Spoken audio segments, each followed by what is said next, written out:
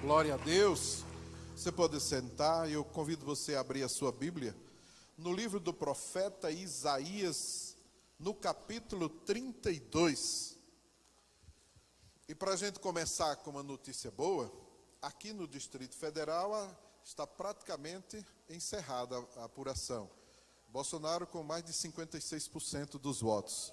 Então, aleluia.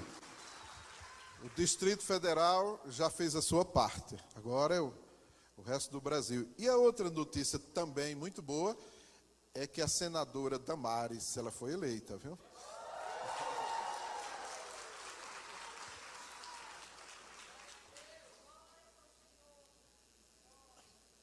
Já foi apurado a metade das urnas no Brasil inteiro e Bolsonaro continua à frente na apuração. Então já chegamos à metade, uma distância pequena, não sei se 4 pontos ou 5, mas está na frente. Vamos continuar orando, esperando no Senhor. Amém? Agora, faz assim. De novo. De novo. Toda a tensão foi embora. Agora, toda a concentração na palavra. Porque Deus vai falar com cada um de nós aqui. Eu creio. Eu creio que Deus vai falar ao seu coração agora. E vai falar agora por intermédio da palavra, porque Ele já esteve falando e continua falando desde o começo. Isaías capítulo 32, eu vou ler o capítulo inteiro, e você vai acompanhar aí, por gentileza, para você entender a profecia completa. Diz assim o profeta Isaías, o profeta messiânico, Isaías 32, eis aí está, que reinará um rei com justiça. Quem é o rei que reinará com justiça? Jesus, o Messias. E ele diz assim, e em retidão governarão príncipes, cada um servirá de esconderijo contra o vento, de refúgio contra a tempestade, de torrentes de águas em lugares secos e de sombra de grande rocha em terra sedenta. Então, os príncipes governarão assim, ok? Entenderam? O Messias vai levantar governos, príncipes, pode ter uma tradução diferente, e eles vão governar assim, ó. O Messias reinando com justiça, e ele vai e levanta governos que governarão, são príncipes, e cada um vai servir de esconderijo contra o vento, de refúgio contra a tempestade, de torrentes de águas, né, em lugares secos, e de sombra e de grande rocha em terra sedenta. Os olhos dos que veem não se ofuscarão, e os ouvidos dos que ouvem estarão atentos. O coração dos temerários saberá compreender, e a língua dos gagos falará pronta e distintamente. Ao louco nunca mais se chamará nobre, e do fraudulento jamais se dirá que é magnânimo. Porque o louco fala loucamente, e o seu coração obra o que é iníquo, para usar de impiedade, e para proferir mentiras contra o Senhor, para deixar o faminto na ânsia da sua fome, e fazer que o sedento venha a ter falta de bebida. Também as armas do fraudulento são más, ele maquina intrigas para arruinar os desvalidos, com palavras falsas, ainda quando a causa do pobre é justa. Mas o nobre projeta coisas nobres, e na sua nobreza perseverará. Verso 9, a profecia de Isaías continua. Verso 9 ele diz: levantai-vos, mulheres, que viveis despreocupadamente, e ouvi a minha voz. Vós, filhas, que estáis confiantes, inclinai os ouvidos às minhas palavras, porque daqui a 1 ano e dias vireis a tremer, ó mulheres que estáis confiantes, porque a vindima se acabará e não haverá colheita. Tremei, mulheres que vivei despreocupadamente. Turbai-vos, vós que estáis confiantes. Despiai-vos e ponde-vos desnudas, e cingi com panos de saco os lombos. Batei no peito por causa dos campos aprazíveis e por causa das vinhas frutíferas. Sobre a terra do meu povo virão espinheiros e abrolhos, como também sobre todas as casas onde há alegria, na cidade que exulta. O palácio será abandonado, a cidade populosa ficará deserta. Ofel e a torre da guarda servirão de cavernas para sempre. Folga para os jumentos selvagens e pastos para os rebanhos, até que se derrame sobre nós o Espírito lá do alto. Então, o deserto se tornará em pomar, e o pomar será tido por bosque. O juízo habitará no deserto, e a justiça morará no pomar. O efeito da justiça será paz, e o fruto da justiça, repouso e segurança para sempre. O meu povo habitará em moradas de paz, em moradas bem seguras, e em lugares quietos e tranquilos. Ainda que haja saraivada, caia o bosque e seja a cidade inteiramente abatida. Bem-aventurados vós os que semeais junto a todas as águas, e dais liberdade ao pé do boi e do jumento. Amém. Só até aqui, quer dizer, foi o capítulo inteiro, né? Essa palavra eu estava orando e pensando, meu Deus, o que eu vou falar para a igreja nesse domingo? E eu já comecei a pensar e orar e pensar assim, vai ser um momento assim de uma tensão, de um resultado que todo mundo aguarda. O que eu poderia trazer para a igreja? Que palavra? E veio sempre na minha mente o profeta Isaías, quando falava de Isaías 9:6, o governo está sobre os seus ombros. Jesus continua governando. Jesus continua governando. E aí vem o reinado do justo rei, a profecia do reinado do Messias.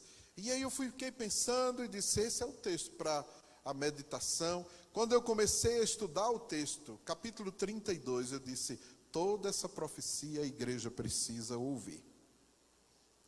Porque ela tem lições tremendas aqui para a nossa vida diária.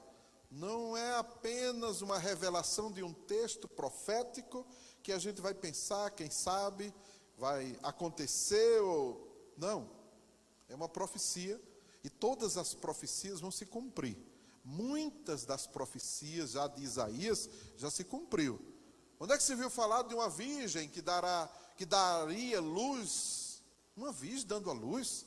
Eu imagino que o povo na época, quando Isaías falou isso, estava 600 anos antes do nascimento do Messias. E quando Isaías disse isso, o povo deve ter dito, agora o profeta endoidou de vez. Onde é que já se viu uma virgem dar a luz? E o nome do menino? Emanuel. Ele é o Deus conosco. Olha que profecia. Emanuel, Deus conosco. Ele será o príncipe da paz. Tremendo. O profeta Isaías é um profeta, por isso que ele é considerado o profeta messiânico. Aí no capítulo 32, Isaías está dizendo assim, Deus vai levantar um rei, o Messias, que governará com justiça. Talvez seja a maior necessidade de uma sociedade é que haja justiça, é que um rei governe justamente. Então, a justiça governando sobre a nossa nação, a gente vai viver dias muito tranquilos, seguros, em paz, e poderemos trabalhar tranquilamente, sabendo que não seremos defraudados no nosso direito, porque tem justiça. Tremendo isso, não é? Agora vamos estudar aqui a profecia rapidamente.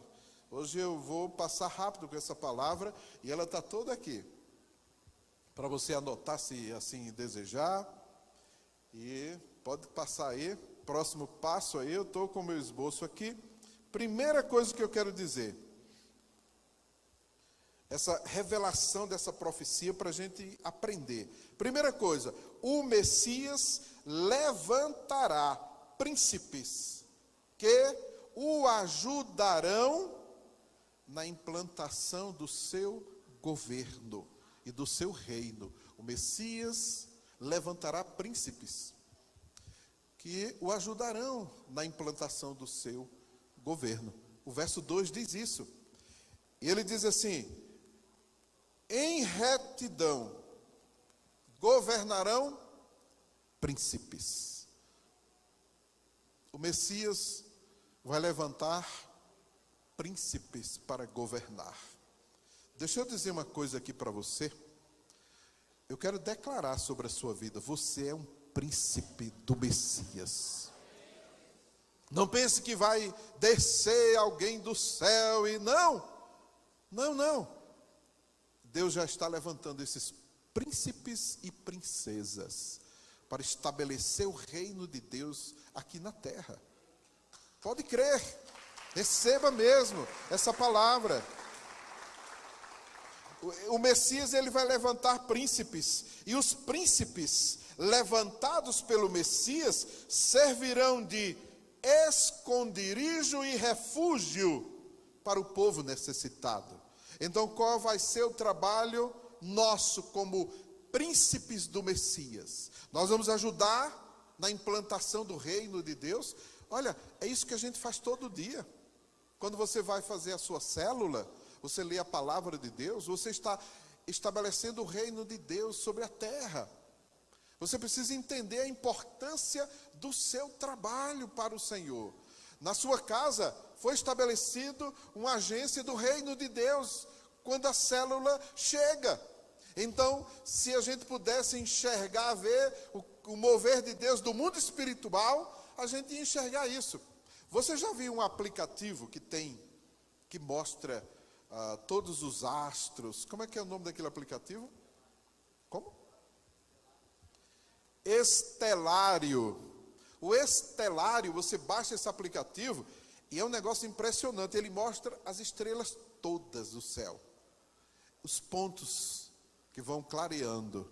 No mundo espiritual, quando a igreja estabelece as células, pontos de luz são acesos em cada casa, em cada bairro, onde a célula vai se estabelecendo. Ali os príncipes começam a governar para estabelecer o reino de Deus, o reino do Messias. E qual é o trabalho do príncipe? Ele vai servir, e vai servir como esconderijo e refúgio, para proteger, esconderijo e refúgio. Ora, as células não são verdadeiros refúgios para aquele que está cansado, sobrecarregado, oprimido? As células não são verdadeiros esconderijos para a pessoa ficar ali guardado? Não tem lugar melhor de estar do que ou estando na igreja onde você está agora, como igreja aqui reunida, ou na sua célula. Toda semana ali, estou protegido, estou guardado. Ali tem príncipes no mundo espiritual, que são anjos guardando aquele lugar, anjos guardando a sua vida. E ali a gente está aprendendo a estabelecer o reino de Deus. Quem está entendendo essa palavra aí, dá um amém, dá um glória a Deus. Aí ele diz que esses príncipes levantados, chamados, escolhidos pelo Messias, abrirão os olhos, os ouvidos e o coração do povo. Olha o texto, pode ver aí, toda a palavra está aqui. Olha só, verso 3. Os olhos dos que veem não se ofuscarão. Os ouvidos dos que ouvem estarão, atentos. E o texto diz mais, o coração dos temerários saberá compreender. Os príncipes levantados pelo Messias, eles vão abrir os olhos, os ouvidos e o coração do povo, para que o povo entenda. Então a gente vai avisar e vai dizer assim para as pessoas: abra os olhos, olha o inimigo batendo na tua porta, abra os olhos, você não está vendo esse perigo? Aí depois diz: escute, olha o som da batalha, da guerra espiritual que está sendo travada em seu favor, você não está ouvindo? E o príncipe, aquele que vai governar, vai despertar as pessoas para enxergar, ver a manobra do inimigo, ouvir e depois abrir o coração para ele compreender. Para ele compreender. Muitas vezes a pessoa fica cega, não consegue enxergar, não consegue ver mais adiante. Aí chega alguém, um príncipe com uma visão mais ampliada, e nos ajuda a ver coisas que a gente não está vendo, a entender coisas que a gente não conseguia entender. Aí começa a formar um poderoso exército que será impossível de se manipular.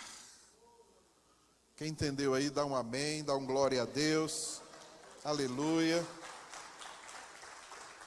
O texto diz em Isaías 32:4 que esses príncipes levantados pelos Messias, ou pelo Messias, soltarão a língua do povo. Tem muita gente de língua presa que precisa soltar a língua para falar de Jesus, para falar do Messias. É a língua presa.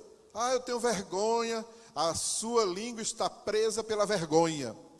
Eu não sei, a sua língua está presa pela sua mente bloqueada. Porque eu não levo jeito, a sua língua está presa por cadeias da alma. Quando um príncipe botar a mão na sua cabeça, vai explodir de uma unção, e você vai soltar a língua e começar a falar. Quantas vezes Jesus fez isso? Está gravado nos evangelhos.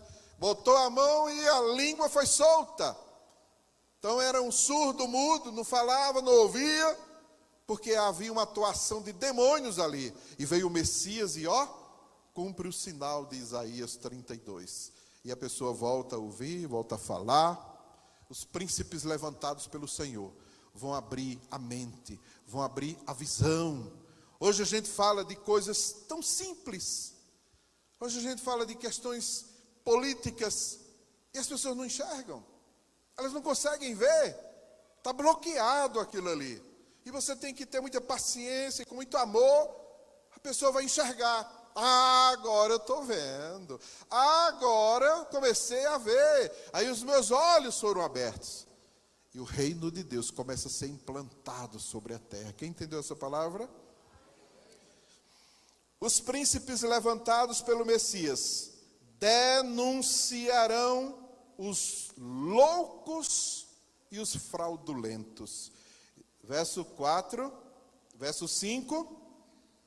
Ao louco nunca mais se chamará nobre, e do fraudulento jamais se dirá que é magnânimo. Olha só que texto profético tremendo. Os príncipes vão dizer: isso é um louco.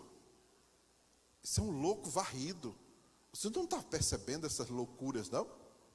Aí depois o texto vai dizer: isso não é nobre, isso não é magnânimo, isso não é nenhuma excelência. Isso é um corrupto. Você não está vendo? O Messias vai abrindo. Os príncipes levantados pelo Messias vai abrindo o entendimento, vai abrindo a visão. E aí os príncipes levantados pelo Messias denunciarão: aquele é um louco, aquele não é nobre, Não tem nobreza nenhuma ali. E aí vai caindo o véu. E a revelação vai chegando. E aí começa a levantar um exército poderoso. A ignorância é que leva o povo a virar massa de manobra nas mãos destes loucos e corruptos. Essa que é a verdade. Entendeu aí? E quem é que vai falar disso? Os príncipes levantados pelo Senhor. E os príncipes precisam falar. Porque senão Deus vai cobrar. E Deus vai retirar. Segunda parte dessa profecia, vamos lá. O Messias levantará nobres empreendedores que levarão o povo à grande prosperidade. Isaías 32:8, mas o nobre projeta coisas nobres, e na sua nobreza perseverará. Olha aí, Deus levanta príncipes, nobres. O príncipe é um nobre, o príncipe é um líder, o príncipe é um governante. Aí Deus levanta nobres que vão produzir riquezas, e o povo vai viver em abundância, em fartura. Você entendeu essa palavra? Os nobres vão fazer projetos nobres, e nessa nobreza eles vão perseverar. Não é mais aquela dependência do Estado para receber uma esmola. Não. São príncipes nobres que vão receber revelação de Deus com ideias que vão criar negócios e vão gerar renda e riqueza para o povo. E de repente o Brasil começa a prosperar. E de repente a gente elimina toda a pobreza e toda a miséria. Você sabia que Deus nunca planejou a pobreza para ninguém? Sabia disso? Ele nunca planejou a pobreza para ninguém. Você sabia que o Brasil, se tivesse uma justa distribuição de renda, você sabia que todo brasileiro ia ter fartura? Sabia disso? Olha, gente, eu passei morando um tempo nos Estados Unidos, como vocês sabem. Viver num país rico é uma diferença gigantesca. Por isso que eu falo para vocês, tire o passaporte, faça uma viagem internacional, para você abrir a mente. Faça uma viagem, você vai perceber. É uma diferença gigantesca. Na pandemia, passei lá quase um ano, no primeiro ano da pandemia. Lá na pandemia, as igrejas começaram a ajudar na comunidade. E eles montaram, teve uma igreja lá que montou no estacionamento enorme. Eles montaram toda a mercadoria que uma família possa precisar, de todo alimento, comida, do que você imaginar. E tinham cestas enormes. E as pessoas carentes entravam na fila para pegar a comida, os alimentos. E eles chegavam de carrão, caminhonetes de preferência, porque botavam na carroceria uma montanha de coisas, de alimento, de tudo que você imaginar. Uma fila, um atrás do outro. E cada um foi pegava o que precisava. Eles não pegavam tudo para eles, porque eles sabiam que tinha alguém atrás. Olha a diferença. Quando fizeram um bolo aí, vocês já viram um vídeo circulando aí, fizeram um bolo para comemorar o aniversário da cidade. Tinha 2 pessoas lá, carregando a metade do bolo dentro da sacola, acabando com tudo, um desespero e aquela agonia. Meu Deus, que diferença de viver num país rico para um país pobre. É gigantesca, nas coisas mais simples. Eu vou a um restaurante, lá em Caldas Novas, aí eu peço um suco, eu preciso pedir o canudo, senão ele não dá. Sabe como é que funciona lá? Você recebe o copo e você se dirige à máquina e tem uma variedade. Você enche 100 vezes se você quiser, livre. Não tem essa regulando. Você diz, por favor, um guardanapo. Vem um guardanapo que parece mais um lençol, de um papel macio. Você chega numa lanchonete aqui, dá um pedaço de plástico, aquele guardanapo, você passa assim, que não enxuga, não limpa nada. E se você pedir um canudo, é um só. Dois já não pode, né? Quanta pobreza e miséria. Vai para um país rico para você ver a diferença. E por que que dá para todo mundo? Imagina, eu cheguei numa igreja, fui pregar lá uma ocasião, e aí o pastor deu um aviso. Pessoal, olha aqui, o irmão fulano trocou de carro. E ele está doando o seu carro. Quem gostaria de receber? Eu disse, pastor, pelo amor de Deus, não avisa não que eu vou levar. E ele riu e disse assim, que carro? O carro está novinho, pouco usado. É porque depois de 100 mil milhas, não vale mais nada o carro aqui. Carro novo, perfeito. Funcionando tudo. Já pensou? Aí o pastor em outra igreja, pessoal, olha, o irmão fulano, ele fechou um contrato, está precisando de gente para trabalhar. Se tiver alguém aqui precisando de trabalho, ninguém. Todo mundo trabalhando. Você pode fazer o que quiser. Eu só sei limpar. Está ganhando bem. Limpa um apartamentozinho. Pronto, faz aquela limpeza. $100 por apartamento. Quando a pessoa é esperta, em 3, 4 horas já terminou o serviço. Faz 2, 3 todo dia. Aqui? Por que a gente não muda? Porque os príncipes levantados pelos Messias ainda não entenderam essa realidade. Para mudar essa nação. Você está percebendo essa palavra? O quanto ela está carregada de revelação para a gente perceber isso? E não reclame de Deus não, meu irmão. Porque o Brasil é uma terra abençoadíssima. Não tem furacão, não tem, o que mais? Vulcão, não tem terremoto, não tem... Tem a terra à vontade. O Brasil é o país que mais preserva a floresta do mundo. A Europa, os outros países já acabaram com as suas florestas. E o Brasil tem terra, floresta. Príncipes projetam coisas nobres.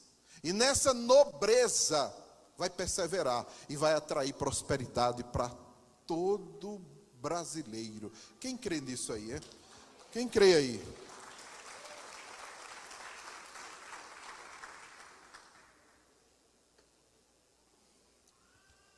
Terceira parte, para eu concluir. Diz assim o texto: levantai-vos, mulheres, que viveis despreocupadamente, e ouvi a minha voz. Sabe o que é que eu entendo desse texto? Você sabe quem é essa mulher? É a igreja. Pode crer. A igreja brasileira vive despreocupadamente e precisa acordar. A igreja brasileira tem o privilégio de se reunir qualquer hora do dia ou da noite para adorar a Deus, mas nem em todo lugar isso é possível. A igreja, sexta-feira à noite aqui, se reúne para orar. Você vem? Não, por quê? Está despreocupado. Está tudo muito bem. Está despreocupado.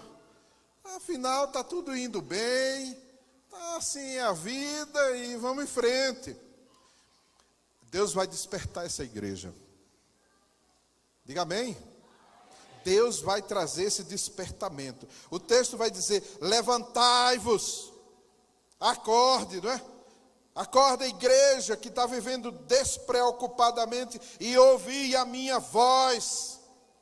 O verso seguinte, no verso 10, ele diz assim: porque daqui a 1 ano e dias vireis a tremer. Diga misericórdia. Olha o que o texto está dizendo. O Messias levantará a sua igreja para promover um grande avivamento espiritual. Esse é o trabalho da igreja. Um grande avivamento espiritual. Quando o avivamento chega, varre toda uma nação é varrida, e vem justiça, e vem paz, e vem alegria, e vem salvação, e vem prosperidade, e vem bênçãos e mais bênçãos. Primeiro, olha o processo como é que acontece. Primeiro o Messias despertará a sua igreja, está no verso 9. Depois o Messias tirará a sua igreja da acomodação. Vai promover um despertamento. E você vai começar a sentir um forte desejo de vir adorar a Deus. Quem que se lembra quando você se converteu? Você queria que tivesse culto toda noite. Cansei de ouvir irmãos dizendo, mas apóstolo, na época pastor, não tem culto toda noite não, é? Eu disse, meu irmão, a gente vai ficar numa situação, toda noite um culto. É porque é bom demais, a gente precisa. Lembra quando você era o novo convertido? Foi que houve que você se acomodou? Você se acomodou? A sua qualidade de vida espiritual caiu? E junto com a queda da sua qualidade de vida espiritual, caiu a sua vida emocional, caiu a sua vida financeira, e só é de queda em queda. E você precisa se levantar. Aí vem o Espírito Santo de Deus e desperta a igreja. Porque quem vai trazer o despertamento espiritual para a igreja é o Espírito Santo de Deus. Então, o trabalho começa quando, primeiro, o Messias desperta a sua igreja. É uma palavra dessa que desperta você para dizer, olha, isso é verdade. Aí depois que você percebe essa palavra, aí vem o segundo passo. Depois o Messias tirará a sua igreja da acomodação. Chega de preguiça. Chega de acomodação. Você precisa trabalhar para o Senhor. Você precisa reservar tempo na sua agenda para servir a Deus. Não é Deus te dá 24 horas, 7 dias na semana, e você tira mal 1 hora para uma célula durante a semana, para os que vão. Aí você tira no domingo 2, 3 horas para vir participar, 2 horas. É muito pouco, gente. Aí o Espírito Santo vai colocar esse desejo no nosso coração de querer mais de Deus. Aí o terceiro passo, o Messias provocará um grande quebrantamento. O verso 11 diz, tremei, mulheres, que vivei despreocupadamente. Turbai-vos, vós que estáis confiantes, despii-vos e ponde-vos desnudas, e cingi com panos de saco os lombos. O verso seguinte diz, batei no peito. É aquela atitude de quebrantamento, de arrependimento, de rasgar as vestes, de jogar cinza sobre a cabeça, de bater no peito, em humilhação, quebrantamento diante do Senhor. Esse é um processo que o Espírito Santo está trabalhando em cada um de nós. Eu não sei até onde está esse processo na sua vida. Onde é que você freou isso para você mudar, meu querido? Porque hoje Deus está falando com você. Diga amém. Depois o Messias permitirá que venha uma grande perseguição contra a sua igreja. Essa parte eu não gostei não. Versos 13 e 14, se você ler, vai falar de uma perseguição. O tempo em que a igreja mais cresce é quando ela é perseguida. É incrível um negócio desse. Você sabe qual é o tempo que você mais vem participar do culto na igreja? Quando você está com um problema. Aí vira crente, vem para a oração, e se quebranta, e é um negócio, quando passa o problema, rapaz, eu acho que eu não vou hoje não, porque estou cansado. Eu acho que, será que você precisa passar por uma perseguição, por um problema grave, para você buscar o Senhor? Que tal vir antes de que Deus use essa estratégia com você? Aí o Messias vai permitir essa perseguição. Será nesse tempo em que a igreja orará, buscará a Deus como nunca o fez, vai se envolver. Aí o próximo passo, o Messias derramará um grande avivamento por meio do Espírito Santo. O verso 15 diz, até que se derrame sobre nós o Espírito Espírito lá do alto. Aí o Espírito Santo trabalhou com a igreja, agora está pronto. Derrama da unção. É um avivamento que vem sobre a igreja, que vem sobre cada um de nós. Aí, o passo seguinte qual é? A igreja viverá um tempo de justiça, prosperidade, paz e riqueza. Está aqui no texto, pode ler que você vai ver. Vai derramar prosperidade, paz, riqueza. É um processo que Deus tem para nos abençoar. E você precisa se abrir para viver esse processo. E receber de Deus tudo aquilo que Ele tem para você. Todas as vezes que Israel se aproximou de Deus, Israel saiu abençoado, ganhava as batalhas e prosperava. Todas as vezes que Israel se esquecia do Senhor, aí deixava de entregar os dízimos, deixava de entregar as ofertas, deixava de consagrar as festas ao Senhor. Sabe qual era o resultado? O inimigo subia nas costas de Israel. Aí Israel sofria, vinha um tempo de perseguição, aí aprendia com o sofrimento, pedia a Deus a intervenção, se quebrantava, aí Deus vinha, puxava de volta. A gente vive isso no nosso dia a dia, infelizmente. Mas o propósito de Deus para você é que você viva de vitória em vitória, de triunfo em triunfo. O que é que você escolhe? De vitória em vitória? De triunfo em triunfo? Ou de escorrega e queda? É você que escolhe. Deixa eu concluir essa palavra. Muitos príncipes vivem na igreja com diferentes mentalidades e uma visão diferente do reino de Deus. Eu separei 3 grupos para você entender. Cadê o do esboço aqui? Pronto, 3 grupos. Vamos ver em que grupo você participa. Tem um grupo que acha que não tem mais jeito. Não tem mais jeito, e as profecias já estão aí, e o anticristo está chegando, e só vai ser sofrimento, perseguição, o mundo vai acabar. Ai meu Deus, e vive morrendo do coração, e vai chegar e acabou. É um pessimismo terrível. Tem muitos pastores entrando nessa onda, porque isso dá muito seguidor nas redes sociais. Falar de tragédia e de sinal profético que o mundo está acabando, dá muito seguidor. Tem muita gente vivendo essa situação. Hoje Deus vai te tirar dessa situação para você entender que Deus é Deus. Onde já se viu Deus perder para o diabo? Onde? Onde já se viu Jesus perder para Satanás? Só na escola de samba aí desse tempo aí do carnaval, né? Que Jesus levava um couro e o diabo, aquela palhaçada, né? Desrespeito ao cristianismo, uma vergonha. Pois é, aí tem o segundo grupo. O segundo grupo, Deus está no controle de tudo. Basta a gente orar e Deus vai fazer aquilo que cabe a nós. Jesus. Tem muita gente vivendo o segundo grupo. Não, espiritualiza tudo. Não, é assim, ó. Eu vou orar e pronto. Ou eu vou orar, eu não preciso nem ir votar, porque eu já orei.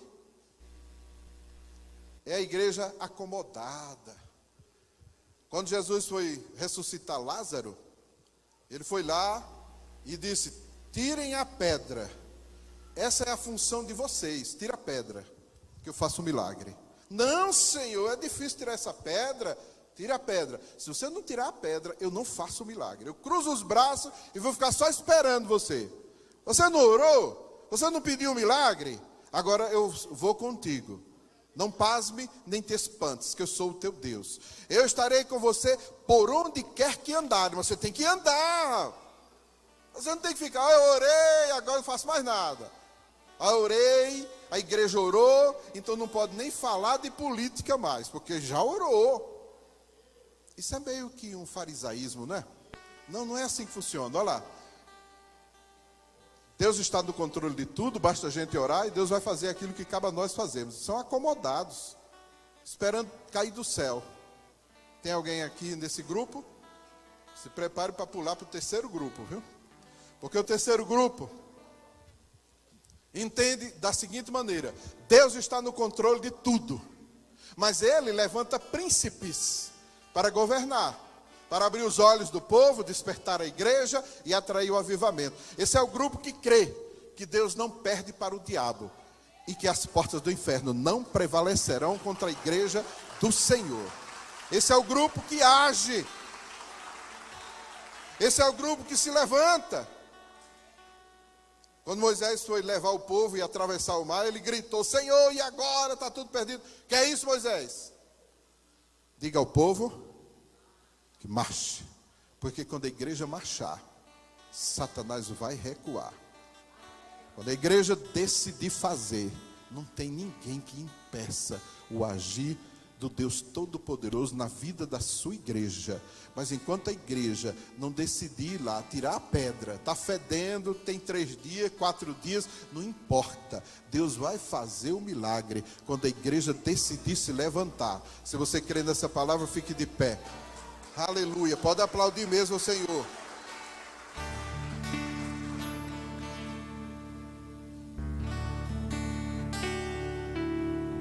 Comece a orar. Comece a orar, pedir a Deus para mudar a sua vida, para você entender essa palavra, essa revelação no seu coração.